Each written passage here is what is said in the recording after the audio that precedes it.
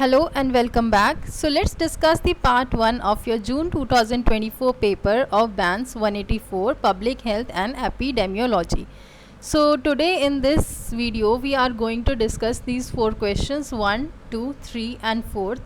So first question से start करते हैं जिसमें आपको पब्लिक हेल्थ को डिफ़ाइन करना है और एक अकाउंट देना है public health care services in India पे. ठीक है, तो चलो डेफिनेशन देख लेते हैं. पब्लिक हेल्थ एक साइंस है और एक डिसीज़ प्रिवेंशन की आर्ट है, लाइफ को बढ़ाने की एक आर्ट है और जिसमें आप हेल्थ प्रमोट करते हो ऑर्गेनाइज एफर्ट्स के थ्रू और inform choices of society, organisation, communities and individuals के थ्रू. सो बेसिकली ये जो आपकी पब्लिक हेल्थ है ये आपकी पॉपुलेशन की हेल्थ पे फोकस करती है रादर देन किसी एक इंडिविजुअल के ट्रीटमेंट पे, और ये एम करती है इस ऐसी सिचुएशंस क्रिएट करने में, क्रिएट ऐसी conditions in which people can be healthy by preventing diseases and promoting healthy lifestyle. कोई ऐसी ये क्रिएट ऐसी कंडीशंस करती है जिसमें जो लोग हैं वो हेल्दी रह सकें, डिसीज़ प्रिवेंशन हो सके और हेल्दी लाइफस्टाइल उनका प्रमोट हो सके. ठीक है, सो पहले आ जाते हैं हम public health care services in India. So public health care system जो है आपका ये 3 लेवल्स पे ऑपरेट करता है बेसिकली. पहला है प्राइमरी, सेकेंडरी एंड टर्शरी. ठीक है, तो प्राइमरी हेल्थ केयर सर्विसेज देख लेते हैं हम पहले. सबसे पहला आता है प्राइमरी में village level. So just a minute. Okay, so first is village level. इसमें आ जाते हैं आपके आशा वर्कर्स. आशा वर्कर्स की फुल फॉर्म है एक्रेडिट सोशल हेल्थ एक्टिविस्ट. फिर इसमें आंगनवाड़ी वर्कर्स और ऑक्सिलरी नर्स मिडवाइफ्स जिसको हम ANMs बोलते हैं. ये आपकी बेसिक मैटरनल और चाइल्ड हेल्थ सर्विसेज, इम्यूनाइजेशन, ठीक है, और हेल्थ एजुकेशन प्रोवाइड करते हैं. देन कम टू सब सेंटर्स. सब सेंटर्स में आपके फर्स्ट पॉइंट ऑफ कांटेक्ट होता है कम्युनिटी और हेल्थ सिस्टम के बीच में, जिसमें आपके आ जाते हैं ANMs, मेल हेल्थ वर्कर्स. ठीक है, then third is primary health centres. So primary health centres जो हैं आपके इनको बोलते हैं PHCs. ये आपकी अराउंड अबाउट 30,000 की पॉपुलेशन तो कवर करते हैं प्लेन एरियाज़ में और अप्रॉक्सीमेटली 20,000 हिली एरियाज़ या फिर ट्राइबल एरियाज़ में कवर करते हैं. तो एक क्या इनका काम होता है, ये आउट पेशेंट केयर प्रोवाइड करते हैं, प्रिवेंटिव मेजर्स प्रोवाइड करते हैं, प्रमोट करते हैं और माइनर क्यूरेटिव सर्विसेज बेसिकली देते हैं. ठीक है, then you come to fourth point community health centres CHCs. एक ऊपर था PHC और नीचे है CHCs. ये आपके सर्व करते हैं referral unit for 4 PHCs with specialise service. इसमें मेडिसिन आ जाती है, सर्जरी, पेडियाट्रिक्स और ऑब्स्टेटिक्स और गायनेकोलॉजी. ठीक है, चलिए सेकेंडरी हेल्थ केयर. फिर आता है सेकेंडरी हेल्थ केयर. इसमें आपके आ जाते हैं डिस्ट्रिक्ट हॉस्पिटल्स और सब डिविजनल हॉस्पिटल्स जो कि आपके एक स्पेशलिस्ट केयर प्रोवाइड करते हैं जो PHCs और CHCs प्रोवाइड नहीं कर पाती. सर्विसेज में आपका क्या क्या आ जाता है, जैसे in patient care, emergency care, laboratory और डायग्नोस्टिक सर्विसेज. ठीक है, then you come to tertiary health care. ये आपके इसमें आ जाते हैं मेडिकल कॉलेजेस जैसे कि AIIMS, specialised hospitals and institutions जो कि एडवांस्ड मेडिकल केयर प्रोवाइड करते हैं और सुपर स्पेशलिटी सर्विसेज जैसे कि न्यूरो सर्जरी, कार्डियोलॉजी, ऑन्कोलॉजी, ये सब प्रोवाइड करते हैं. ये आपकी ट्रेनिंग भी आपको प्रोवाइड करते हैं और रिसर्च सेंटर्स के प्रोवाइड करते हैं to produce skilled health professionals.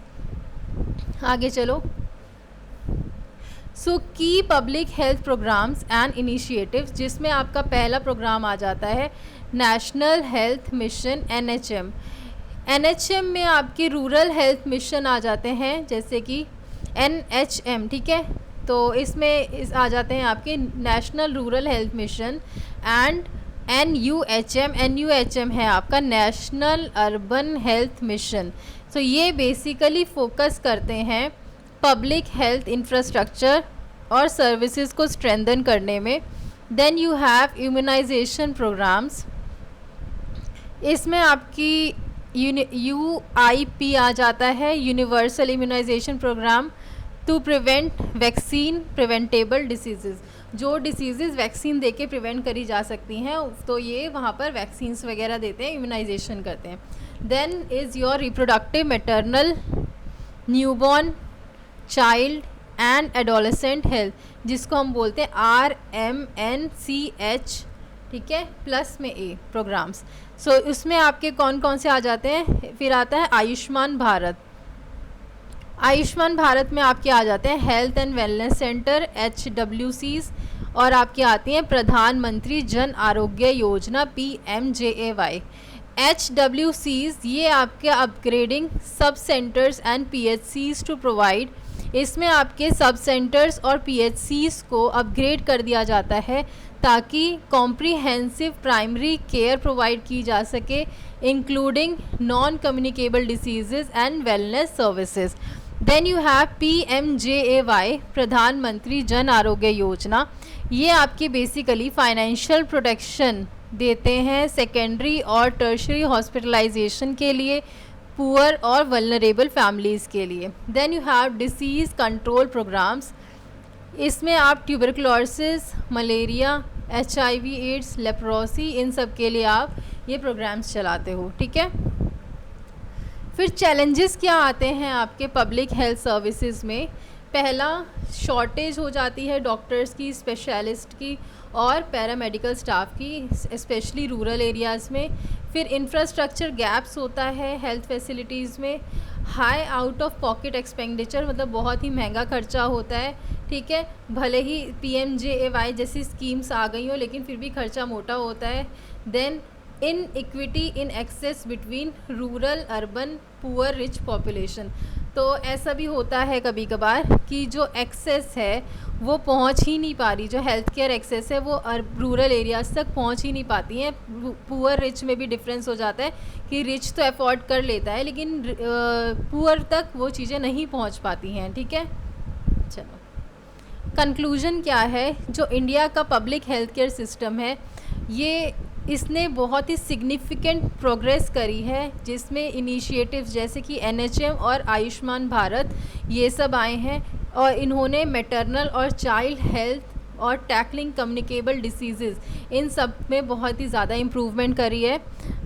भले ही बहुत सारे चैलेंजेस रहे हैं इंफ्रास्ट्रक्चर, ह्यूमन रिसोर्सेज और इक्विटेबल एक्सेस में, बट पॉलिसीज़ चलाई जा रही हैं ताकि आप अचीवेबल यूनिवर्सल हेल्थ कवरेज को अचीव कर सको, ठीक है.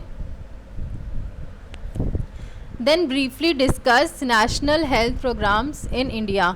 नेशनल हेल्थ प्रोग्राम्स को आपको डिस्कस करना है. तो इंडिया ने ना बहुत सारे नेशनल हेल्थ प्रोग्राम्स इम्प्लीमेंट किए हैं ताकि आप एड्रेस, ताकि जो वो various health public health challenges हैं उनको एड्रेस किया जा सके. इन प्रोग्राम्स का बेसिक एम क्या होता है, कंट्रोल करना और डिज़ीज़ को एलिमिनेट करना, मैटरनल और चाइल्ड हेल्थ को इम्प्रूव करना और ओवरऑल वेलबींग को प्रमोट करना.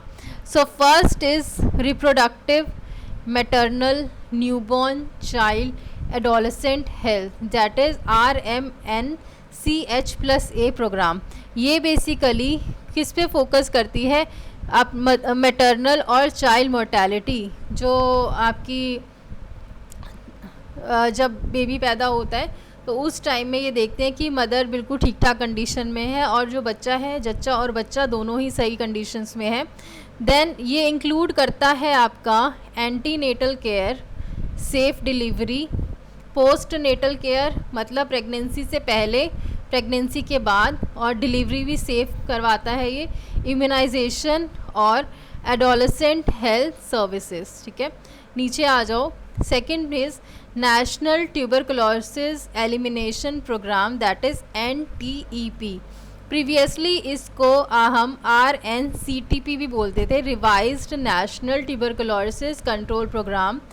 इसका एम होता है या फिर इसका एम है TB को एलिमिनेट कर देना 2025 तक थ्रू अर्ली डिटेक्शन, जल्दी डिटेक्शन से, डायग्नोसिस फ्री से और ट्रीटमेंट अंडर DOTS. DOTS की फुल फॉर्म है directly observed treatment, short course strategy. ठीक है, आगे चलते हैं। फिर आपका तीसरा प्रोग्राम है national AIDS control programme, NACP। ये लॉन्च हुआ था आपका HIV एड्स का स्प्रेड रोकने के लिए। दूसरा, इसमें अवेयरनेस कैंपेन्स चलाए जाते हैं, फ्री टेस्टिंग होती है, एंटी रेट्रोवियल थेरेपी दी जाती है और मदर टू चाइल्ड ट्रांसमिशन का प्रिवेंशन होता है। ठीक है। Then you have national vector borne disease control programme, NVBDCP। ये इसमें आता है मलेरिया, चिकनगुनिया, डेंगू, फिलैरिसिस, काला आज़ार, जापानीज इंसेफेलाइटिस को रोकना। ठीक है। एंड इसमें सर्विलेंस इंक्लूड होती है, वेक्टर कंट्रोल, अर्ली डायग्नोसिस और treatment. Then you have universal immunisation programme, UIP। ये आपके फ्री वैक्सीन्स प्रोवाइड करता है वैक्सीन प्रिवेंटेबल डिसीज़ के अगेंस्ट, जैसे कि polio, measles, tetanus, diphtheria, hepatitis B etcetera. ये एसेंशियल है चाइल्ड मॉर्बिडिटी और मोर्टेलिटी को रोकने के लिए। ठीक है, just a minute guys.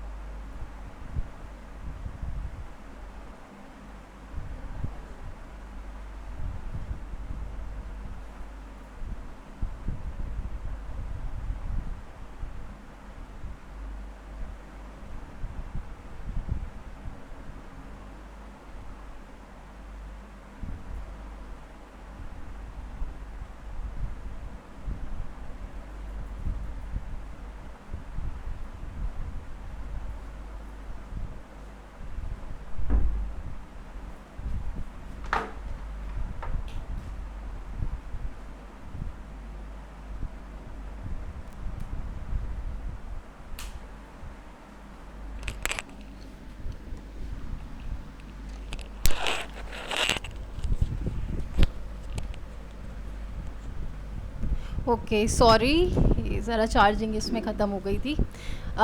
Then you have universal immunisation programme, UIP। ठीक है, polio, measles, tetanus, diphtheria, hepatitis भी, इन सब के अगेंस्ट वैक्सीन दी जाती हैं, फ्री वैक्सीन, और चाइल्ड मॉर्बिडिटी और मोर्टेलिटी को रोकने के लिए एसेंशियल है। फिर आता है आपका नेशनल लेप्रोसी इरेडिकेशन प्रोग्राम, जिसको NLEP बोलते हैं। इसका एम है बेसिकली लेप्रोसी को एलिमिनेट करना as a public health program, और free multi drug therapy, MDT देना, और डिसेबिलिटी प्रिवेंशन सर्विसेज। ठीक है। Then you have seventh one is national program for control of blindness and visual impairment, जो कि है NPCVBVI। इसमें आपका बेसिकली क्या है, ये अवॉइडेबल ब्लाइंडनेस को टारगेट करता है थ्रू कैटरैक्ट सर्जरीज, फ्री चश्मे बांटते हैं बच्चों के लिए, और आई केयर अवेयरनेस कैंप्स भी लगाते हैं। Then you have national mental health programme, NMHP। ये आपकी मेंटल हेल्थ सर्विसेज को प्रोवाइड करते हैं डिस्ट्रिक्ट और कम्युनिटी के लेवल पे, जो कि फोकस करते हैं integration with primary health care. Ninth one is national programmes for prevention and control of cancer, diabetes, cardiovascular diseases and stroke, जिसकी शॉर्ट फॉर्म है NPCDCS। ये आपकी नॉन कम्युनिकेबल डिजीज़ को एड्रेस करता है, कैसे, स्क्रीनिंग करके, अर्ली डिटेक्शन करके, और मैनेजमेंट एट PHC और CHC लेवल पे। फिर आता है आपका आयुष्मान भारत प्रोग्राम। ये आपकी हेल्थ और वेलनेस सेंटर, जिसको HWCs बोलते हैं, वो प्रोवाइड करता है कंपल्सिव प्राइमरी केयर के लिए। प्रधानमंत्री जन आरोग्य योजना, ये फाइनेंशियल प्रोटेक्शन जो है वो प्रोवाइड करती है हॉस्पिटलाइजेशन के लिए। कंक्लूजन क्या निकलता है, जो आपका NHP है, नेशनल हेल्थ प्रोग्राम, इंडिया में इसका एम है कम्युनिकेबल डिसीज़ की स्प्रेड को रोकना, NCD बर्डन को रिड्यूस करना, और मैटरनल और चाइल्ड हेल्थ को इम्प्रूव करना through targeted interventions, free treatment और पब्लिक अवेयरनेस के थ्रू। ये क्रूशियल रोल प्ले करते हैं यूनिवर्सल हेल्थ कवरेज और हेल्थ इक्विटी इन कंट्री को अचीव करने में, ठीक है। सेकंड क्वेश्चन है आपका 10 मार्क्स का, what is health, briefly explain social determinants of health. So WHO के अकॉर्डिंग हेल्थ को हमने इस तरीके से डिफ़ाइन किया है कि ये एक स्टेट है कंप्लीट फिज़िकल, मेंटल और सोशल वेलबींग की, और इसमें सिर्फ ये नहीं होता कि डिसीज़ की एब्सेंट हो, ठीक है, या फिर इन्फर्मिटी हो, बल्कि हमारा फिज़िकल, मेंटल और सोशल वेलबींग भी देखी जाती है, या फिर वो भी होता है, ठीक है, तभी हम हेल्दी कहलाएंगे। सो डेफिनेशन जो है ये बेसिकली एम्फेसाइज करती है कि हेल्थ जो है वो हॉलिस्टिक है, इंक्लूडिंग जिसमें आपका क्या क्या आ जाता है, फिज़िकल वेलबींग, मेंटल वेलबींग और social wellbeing.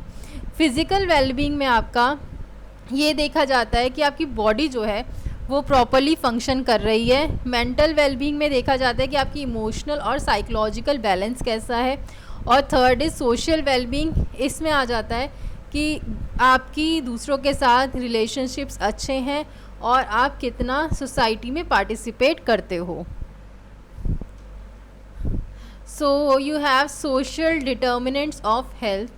Social determinants of health जो SDH है, ठीक है, ये कंडीशंस हैं जिसमें जो लोग हैं they are born, grow, live, work and age that affect their health status. वो कंडीशंस जिसमें जो लोग हैं वो पैदा होते हैं, ठीक है, ग्रो करते हैं, जीते हैं, वर्क करते हैं और एज होते हैं, बेसिकली एजिड होते हैं, जो कि उनके हेल्थ स्टेटस को इफ़ेक्ट करता है। की स्टेटस डिटर्मिनेंट्स, पहला है इकोनॉमिक स्टेटस, दूसरा एजुकेशन, तीसरा employment and working conditions.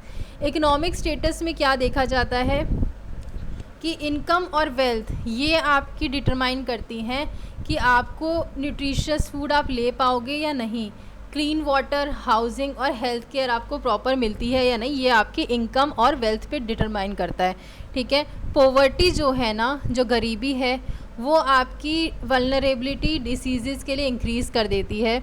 Education, high education जो होती है वो बेसिकली लीड करती है बेटर हेल्थ अवेयरनेस के टूवर्ड्स, हेल्दियर चॉइसेस और बेटर जॉब अपॉर्चुनिटीज़ के टूवर्ड्स। देन लो एजुकेशन ये लिंक होती है पुअर हेल्थ आउटकम्स के थ्रू, ठीक है। Then third one is employment and working conditions. तो एम्प्लॉयमेंट और वर्किंग कंडीशंस में क्या आ जाता है आपका, secure jobs with safe working conditions improve health, जिसमें आपकी जॉब सिक्योर्ड है और वर्क कंडीशंस जो हैं वो सेफ़ हैं, तो वो आपकी इम्प्रूव्ड हेल्थ दिखाती है, ठीक है, इसमें हेल्थ इम्प्रूव होती है। और अनएम्प्लॉयमेंट और जो आपकी हज़ार्डस जॉब्स हैं ये आपको स्ट्रेस कॉज करती हैं और हेल्थ रिस्क कॉज करती हैं। फिर आता है आपका सोशल सपोर्ट एंड नेटवर्क। अगर आपके पास स्ट्रॉन्ग फैमिली सपोर्ट है ना, तो ये और कम्युनिटी सपोर्ट है, तो ये आपकी मेंटल हेल्थ को प्रमोट करता है और कोपिंग एबिलिटी को प्रमोट करता है। और जबकि आइसोलेशन जो है वो आपकी डिप्रेशन की रिस्क को बढ़ा देता है और इलनेस की रिस्क को बढ़ाता है। Then you have physical environment, तो safe housing, clean air, water, sanitation और हेल्दी नेबरहुड ये आपकी हेल्थ को इन्फ्लुएंस करते हैं। और जो पुअर लिविंग कंडीशन है ये आपकी कम्युनिकेबल और क्रॉनिक डिसीज़ को क्या करते हैं, प्रमोट करते हैं। Then you have access to health care services. So availability and affordability of health care ये डिटरमाइन करते हैं कि डिसीज़ प्रिवेंशन और ट्रीटमेंट कैसा है। दूसरा है लैक ऑफ एक्सेस जो है, ठीक है, वो लीड करता है अनट्रीटेड इलनेस को और हायर मोर्टेलिटी को। Then you have gender and social norms. Gender inequalities आपकी हेल्थ को इफ़ेक्ट करती है, जैसे कि जो वुमेन है जिसको लेस एक्सेस है न्यूट्रिशन के टूवर्ड्स और हेल्थ केयर कुछ सोसाइटीज़ में, उसकी जो हेल्थ है वो मेल से कंपैरेटिवली थोड़ी सी वीक देखी गई है, ठीक है। देन अर्ली चाइल्डहुड डेवलपमेंट, जिसमें आपकी अगर आपको आपके अर्ली चाइल्डहुड में प्रॉपर न्यूट्रिशन केयर और आपकी वैक्सीनेशन मिली होती है तो आपने देखा होगा आप लाइफ लॉन्ग हेल्दी जीते हो। लेकिन वहीं अगर आपको वैक्सीनेशन केयर और न्यूट्रिशन नहीं मिला है तो आगे आपकी लाइफ की जो जीने की वो है वो कम हो जाते हैं, ठीक है, लिविंग ईयर्स।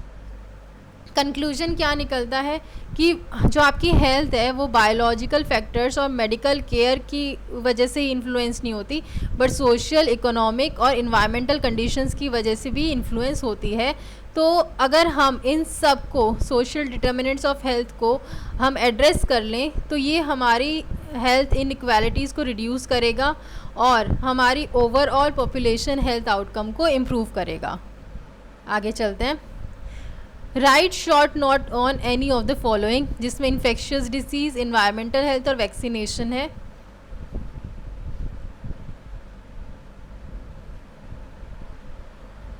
ओके,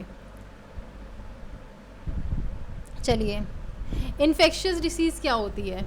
वो डिसीज़ेस जो कि पैथोजेनिक माइक्रो ऑर्गेनिजम्स की वजह से फैलती हों, जैसे बैक्टीरिया, वायरस, फंगई, पैरासाइट्स, ठीक है, चाहे वो डायरेक्टली स्प्रेड करें या इनडायरेक्टली स्प्रेड करें एक पर्सन से दूसरे पर्सन पे, उन्हें ही बोलते हैं इन्फेक्शियस डिसीज़। एग्जांपल देखो, TB, malaria, HIV, AIDS, influenza, diarrhoeal disease.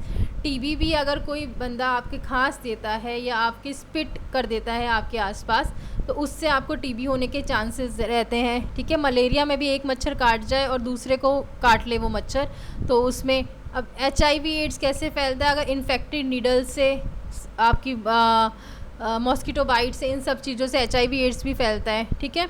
सो ये जो डिसीज़ेस हैं ये आपकी डायरेक्ट कांटेक्ट और इनडायरेक्ट कांटेक्ट दोनों से ही होती हैं। डायरेक्ट कांटेक्ट जैसे कि touch, droplet, sexual contact. Then indirect contact में क्या आ जाता है आपका? कंटामिनेटेड फूड, वाटर, सरफेसेस, ठीक है। देन यू हैव वेक्टर्स जैसे कि मॉस्किटोज़। सो ये आपके मेजर हेल्थ चैलेंजेस की तरह जो है पब्लिक हेल्थ चैलेंजेस की तरह पोज करते हैं, स्पेशली जो डेवलपिंग कंट्रीज़ हैं उसमें। क्यों? क्योंकि सैनिटाइजेशन पुअर होती है, वहाँ पर ओवर क्राउडिंग होती है, माल न्यूट्रिशन की प्रॉब्लम होती है, जितना न्यूट्रिशन मिलना चाहिए उतना नहीं मिलता है, और हेल्थ केयर सर्विसेज जो होती हैं वो इनएडिक्वेट होती हैं। तो प्रिवेंटिव्स, अगर हम प्रिवेंशन स्ट्रैटेजीज़ अपना लें, जैसे इम्यूनाइजेशन, हम हाइजीन को मेंटेन करके रखें, प्रॉपर सैनिटाइजेशन देखें, वेक्टर कंट्रोल हो कि जो मॉस्किटोज़ वगैरह हैं जिससे ट्रांसमिट होती हैं डिसीज़, उन पे कंट्रोल रखें, और पब्लिक हेल्थ एजुकेशन प्रोवाइड करते रहें, ये सब हमारी प्रिवेंशन स्ट्रैटेजीज़ में आ जाती हैं। सो इफ़ेक्टिव ट्रीटमेंट्स हमारे रिक्वायर करते हैं टाइमली डायग्नोसिस, जिसमें हम टाइम से डायग्नोसिस हो जाए कोई चीज़, और अप्रोप्रिएट एंटी माइक्रोबियल थेरेपी, ठीक है। Then you have environmental health. Environmental health एक पब्लिक हेल्थ की ब्रांच है जो कि आपकी कंसर्न रहती है सभी aspects of natural and build environment जो कि ह्यूमन हेल्थ को इन्फेक्ट करते हैं। ये बेसिकली इन्वॉल्व करते हैं स्टडिंग और मैनेजिंग इन्वायरमेंटल फैक्टर्स जैसे कि air, water, soil, food, radiation and waste, जो कि इन्फ्लुएंस करते हैं हेल्थ के आउटकम्स को। की कंसर्न क्या है इसका? Air pollution, water contamination, chemical hazards, physical factors, ठीक है। एयर पॉल्यूशन आपका जो है वो रेस्पिरेटरी डिसीज़ कॉज करता है, कार्डियोवैस्कुलर प्रॉब्लम कॉज करता है। वाटर कंटामिनेशन ये डायरियल डिसीज़ कॉज करता है और इन्फेक्शंस कॉज करता है। Then you have chemical hazards जैसे कि पेस्टिसाइड्स, ये पॉइजनिंग और कैंसर जैसी चीज़ें आपकी कर देती हैं, ठीक है। देन फिज़िकल फैक्टर्स जैसे कि नॉइस एंड रेडिएशन, ये इफ़ेक्ट करता है वेलबींग। इन्वायरमेंटल हेल्थ फोकस करती हैं आपकी कि आप जो है एक हेल्दी इन्वायरमेंट क्रिएट करो और मेंटेन करो जो कि आपकी हेल्थ को प्रमोट करेगा कुछ पॉलिसीज़ के थ्रू, रेगुलेशंस के थ्रू और इंटरवेंशंस जैसे कि waste management, pollution control, sanitisation facilities और सेफ़ हाउसिंग के थ्रू। ये क्रिटिकल है आपके डिसीज़ की प्रिवेंशन के लिए, हेल्दी लाइफस्टाइल को प्रमोट करने के लिए और एक सस्टेनेबल डेवलपमेंट को इंश्योर करने के लिए। Then you have vaccination. ये एक प्रिवेंटिव पब्लिक हेल्थ मेजर है जहाँ पर वैक्सीन जो है वो एडमिनिस्ट्रेटर की जाती है to simulate a body's immune system to develop a protection against specific infectious disease, ठीक है। वैक्सीन जो होती है ना उसमें वीकेंड या inactivated part of particular organism antigen होते हैं जो कि इम्यून सिस्टम के रिस्पॉन्स को ट्रिगर करते हैं विदाउट कॉजिंग अ डिसीज़। ये ऑलरेडी हम डिस्कस कर चुके हैं एक बार पहले भी, उसमें आप देख लेना डिटेल में, मैंने आपको बताया है क्या प्रोसेस होता है। सो बेनिफिट क्या है वैक्सीनेशन के, ये डिसीज़ को प्रिवेंट करता है, जैसे मीज़ल्स, पोलियो, टीबी, टेटनस, कोविड-19। ये मॉर्बिडिटी और मोर्टेलिटी को रिड्यूस करता है चिल्ड्रन के बीच में। ये बेसिकली हर्ड इम्यूनिटी को कंट्रीब्यूट करता है, जिसमें protecting unvaccinated individuals by reducing disease spread, ठीक है। और प्रोग्राम्स जैसे कि यूआईपी, यूनिवर्सल इम्यूनाइजेशन प्रोग्राम, जो इंडिया में चलाया जाता है, ये आपकी फ्री वैक्सीन्स प्रोवाइड करते हैं ताकि चाइल्ड मोर्टेलिटी को रोका जा सके और मॉर्बिडिटी को रोका जा सके फ्रॉम वैक्सीन प्रिवेंटेबल डिसीजेज़। और दूसरा, वैक्सीनेशन एक कॉस्ट इफ़ेक्टिव हेल्थ इंटरवेंशन है आपकी ग्लोबली, जो लीड करती है इरेडिकेशन ऑफ डिसीज़ को, जैसे स्मॉल पॉक्स और नियर एलिमिनेशन ऑफ पोलियो काफ़ी सारी कंट्रीज़ में, ठीक है। चलो, so this is all in this video. हम नेक्स्ट पार्ट में ले